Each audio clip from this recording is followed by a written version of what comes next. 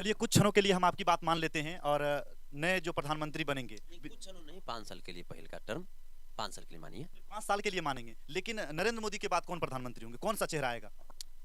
अभी है ना, अभी हम लोगों के नीतीश कुमार जी। नीतीश कुमार प्रधानमंत्री बनेंगे? हाँ, हम लोग मान रहे हैं, हम लोग चेहरा मान रहे हैं। और दूसरी चीज है कि तो राहुल गांधी का क्या होगा? विपक्षी पार्टियां, हम वही कर रहे हैं। अभी तक तो हम लोग तो बिहार से नीतीश कुमार जी को मान रहे हैं। उसके बाद विपक्षी पार्टियां मीटिंग करके जिनको चेहरा बनाएंगे देश को आगे बढ़ाने के लिए, संविधान को बचाने के लिए, लोकतंत्र को बचाने के लिए, हम लोग उनको चुनेंगे, हम लोग उन्हीं को मानेंगे। लेकिन जो भी बनेंगे वो जुमलेबाज नहीं बनेंगे, जो भी बनेंगे वो ऑथेंटिक बनेंगे, इतना जानिए। आपको लगता है कि नीतीश कुमार नरेंद्र मोदी के सामने टिक पाएंगे? नरेंद्र मोदी जी की क्या मैंने पावर जो नीतीश कुमार जी के सामने टिक जाए? नीतीश कुमार जी विकास पुरुष हैं। के साथ अडानी है, अंबानी है। हे भगवान, तो नीतीश कुमार जी के साथ, तेजस्वी जी के साथ, लालू जी के साथ देश की जनता है। वोट से ना सरकार बनती है। अडानी अंबानी कुछ कर लेंगे, 5 को वोट दे देंगे तो ओकरा से भाजपा जीत जाएगा। पूंजीपति है ना वो लोग। तो पूंजीपति तो पैसे के वोट मारेगा, आदमी ने वोट मारेगा। पूरा देश ने ठान लिया है इस बार नया प्रधानमंत्री बनाना है हमको। अच्छा, आप तो कह दिए कि नीतीश कुमार को प्रधानमंत्री बनाना है। पूरे देश की जनता ये कहती है कि जब तक ईवीएम मशीन से वोट गिरेगा तब तक जो है मोदी ही रहेंगे।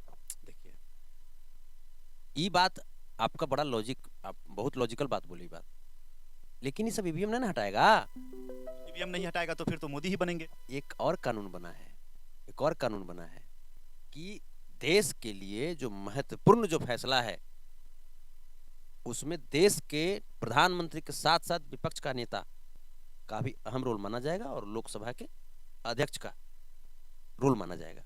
और इन तीनों के डिसीजन से खास करके, और एक और चुनाव आयोग जो होते हैं, चुनाव आयोग वाले लोग। तो ये जो कानून जो बना है ये कानून अच्छा कानून है। ये बहुत पहले से कांग्रेस लाना चाह रही थी, तब तक क्या हुआ कि सरकार चली गई और उसके बाद भाजपा वाले लोग ये कर दिए। एक और सवाल मैं आपसे करना चाहूंगा और जानना ये चाहूंगा कि इस वक्त बिहार में जो है आनंद मोहन को रिहा कर दिया गया है। पूरे बिहार के लोग, पूरे देश के लोग जो है इस वक्त जो है नीतीश कुमार पर सवाल साध रहे हैं, क्या कहेंगे इस पर आप? देखिए, सबको एक जीवन जीने की इच्छा होती है, अधिकार भी होता है। जी कृष्णैया जी के साथ जो कुछ हुआ, हमारी संवेदना उनके परिवार वालों के साथ है। लेकिन हमें इस बात को नहीं भूलना है कि ये जो कानून बनाया गया, इस कानून के तहत सिर्फ आनंद मोहन जी को नहीं बल्कि उन तमाम लोगों को भी बाहर निकालने का एक रास्ता बनाया गया जो लोग कई 10 साल से 20 साल से जेल के सलाखों के पीछे हैं, जबकि उनका जेल परिहार में उनका आचरण बहुत अच्छा है। तो एक रास्ता बनाया गया है और ये खास करके पिछड़े वर्ग के लोगों के लिए, एससी एसटी समाज के लोगों के लिए, अल्पसंख्यक समाज के लोगों के लिए ये बहुत अच्छा कानून बनाया गया। क्योंकि ज्यादातर जेल में कौन है? जेल में ज्यादातर कौन है? जेल में ज्यादातर पिछड़ा वर्ग के लोग हैं, जिनको बिना मतलब के फंसा करके जेल में डाल देता है लोग। एससी एसटी समाज के हमारे भाई हैं, बिना मतलब के फंसा के लोग मैंने डाल देता है जेल में। अल्पसंख्यक समाज के लोग हैं। तो यहाँ तो कम से कम आदरणीय नीतीश कुमार जी और आदरणीय तेजस्वी यादव जी कम से कम किन्हीं को जीवन जीने का मौका दिए। आप बगल के प्रदेश में देख लीजिए ना, जहाँ जोगी भरथरी जी हैं, वहाँ तो कस्टडी में मार दिया जा रहा है। वहाँ की सरकार नपुंसक हो गई है। साबित कर दिया अपराधियों ने कि उत्तर प्रदेश की सरकार, भाजपा सरकार नपुंसक हो गई। क्या कहिएगा? तो ये जो फैसला जो आया है, कानून जो बना है, इसका हम सम्मान करते हैं। इसके तहत बहुत सारे हमारे पिछड़े वर्ग के भाई लोग, दलित समाज के, अल्पसंख्यक समाज के भाई लोग इस कानून के तहत वो रिहाई पाएंगे और समाज में जो उनका बचा जीवन है उसका पॉजिटिव मैसेज जो है, पॉजिटिव जो वाइब्रेशन है, वो समाज को देने का काम करेंगे।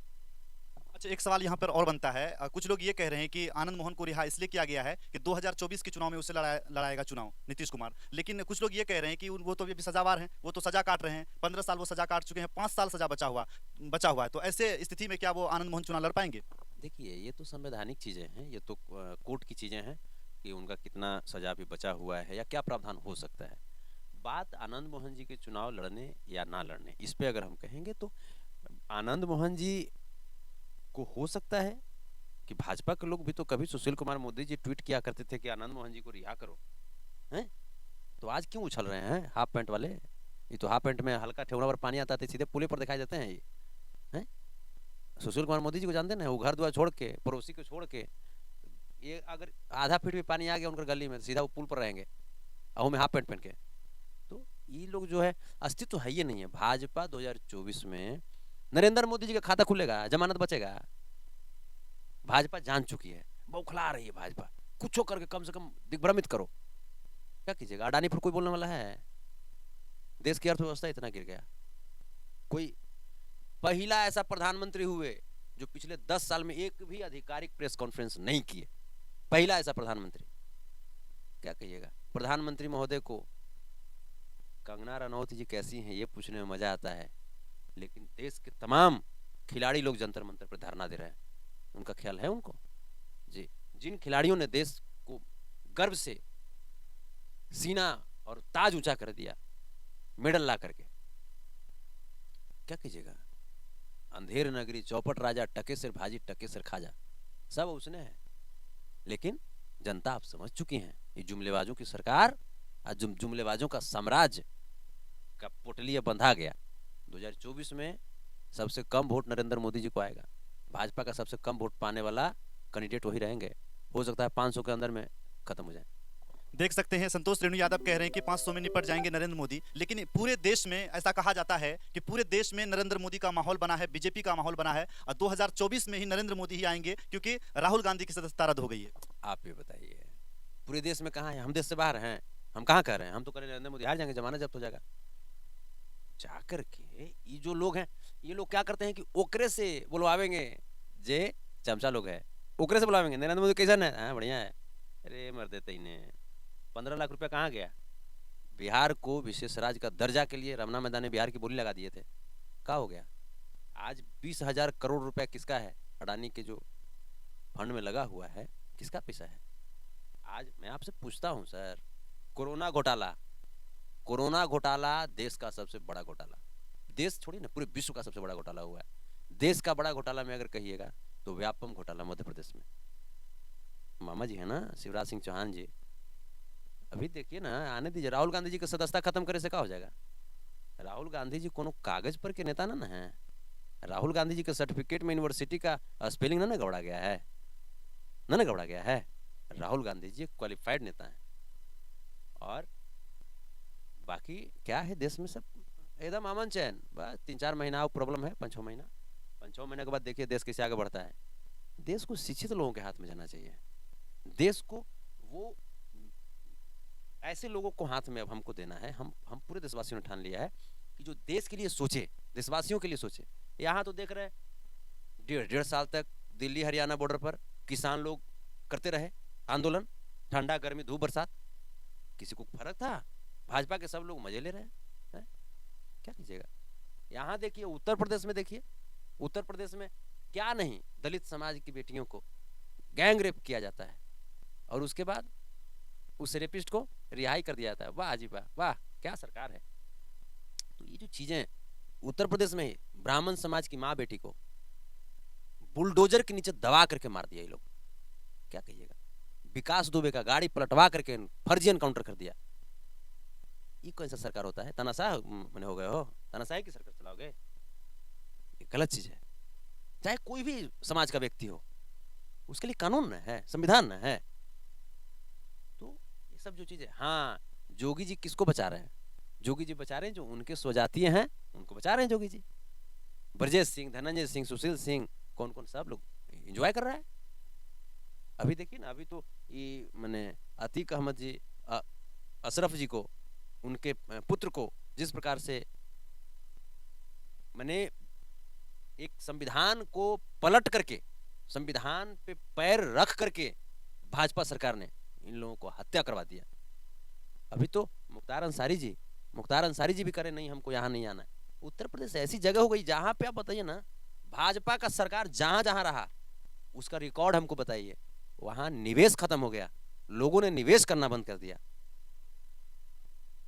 तो बहुत बहुत चीजें अब जनता त्राहिमाम कर रही है। अब जब ये को पैसा नहीं है, भाजपा के फंड में लोग को देने के लिए पैसा नहीं है, तब कुछ किया ये मैंने जोगी लोग से धीरेन्द्र शास्त्री ऐसे इंसान आदमी को भेज दिया पर्चा कटवाने के लिए कि पर्चा काटो और खर्चा लो। आई जाएगा कहाँ पैसा? भाजपा के झोली में, भाजपा के फंड में।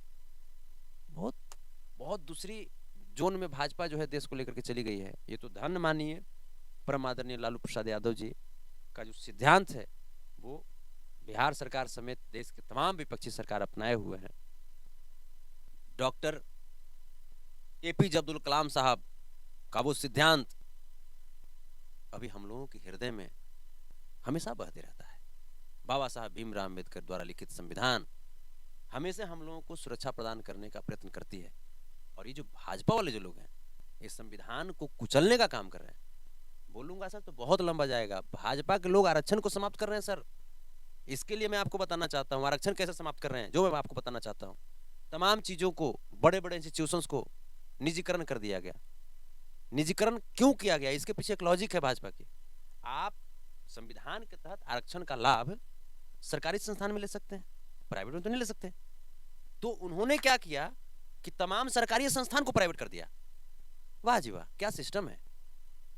तो इस प्रकार से भाजपा गरीब विरोधी सरकार, पिछड़ा विरोधी सरकार, अल्पसंख्यक विरोधी सरकार, दलित विरोधी सरकार, तमाम यातनाएं की देश के साथ, देशवासियों के साथ। और उसी का नतीजा है 2024 में भाजपा कहीं काउंटे नहीं है, काउंट ही नहीं है साहब, मटिया मेट।